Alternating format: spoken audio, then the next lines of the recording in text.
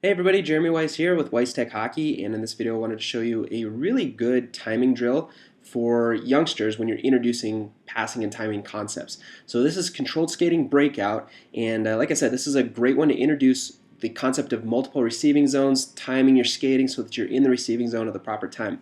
So let's go ahead, take a look at the rink, and you can see it looks like a complicated setup, but it's really not that bad. So the main things you got to know is we've got a lineup of forwards right here, a lineup of forwards over on the other side. So what we're going to do is actually alternate sides. So we're going to go this side first, then this side, and back and forth as we go. And then we've got a line of defensemen here and here. Now to start the drill, whichever side you're starting on, you're going to take the first defenseman and put him or her down on the dot. So that's how the basic setup goes. And you can see we've got some receiving zones, and this will make a little bit more sense as we go.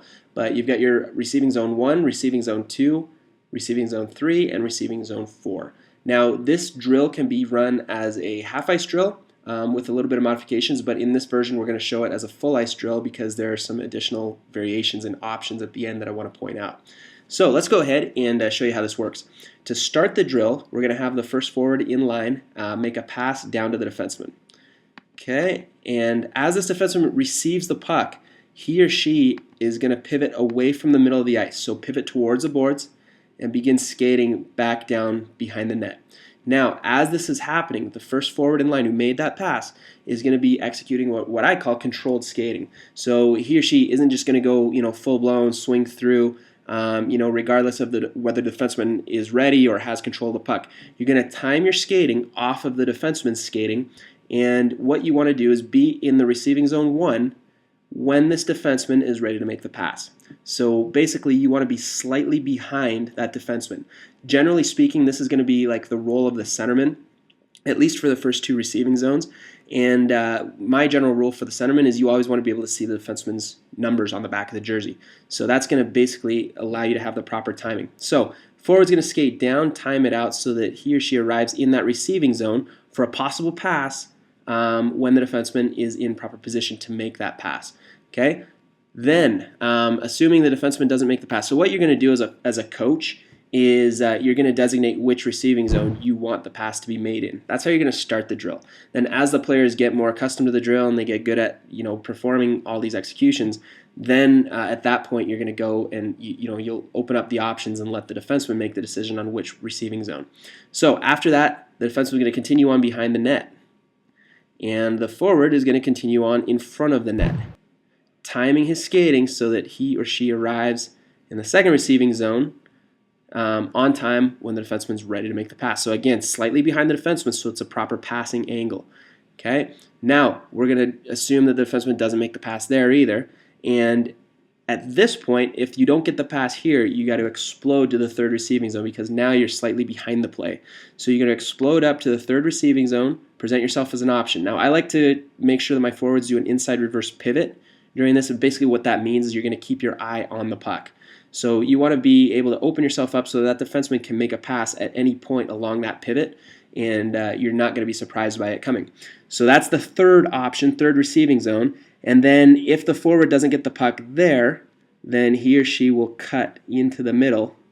Okay? And at that point, the defenseman will turn up ice a little bit to make a better passing option, and then the pass will come there. So let's change the color here, and I'll show you all the different passing options we've got.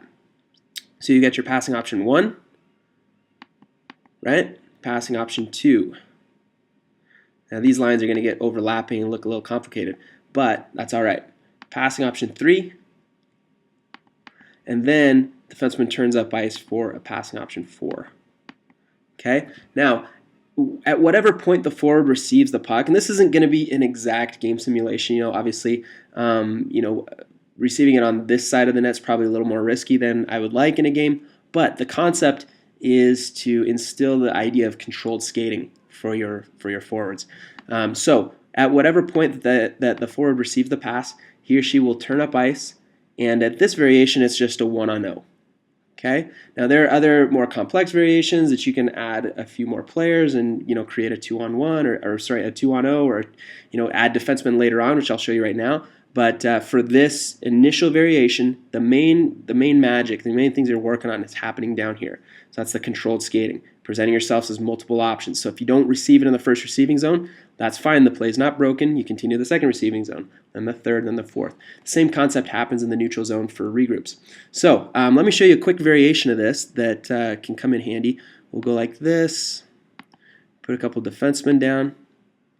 So depending on how many defensemen your team has, you can set up a couple lines of defensemen, right?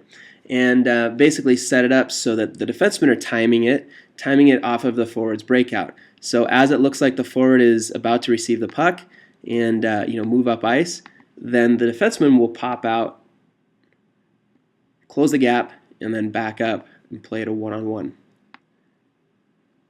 So that's your controlled skating breakout with multiple receiving zones. Again, it's a great way to introduce timing concepts to youngsters. Hopefully this drill makes sense, and for more drills and skills and other ways to improve your game, make sure you visit us at weisstechhockey.com.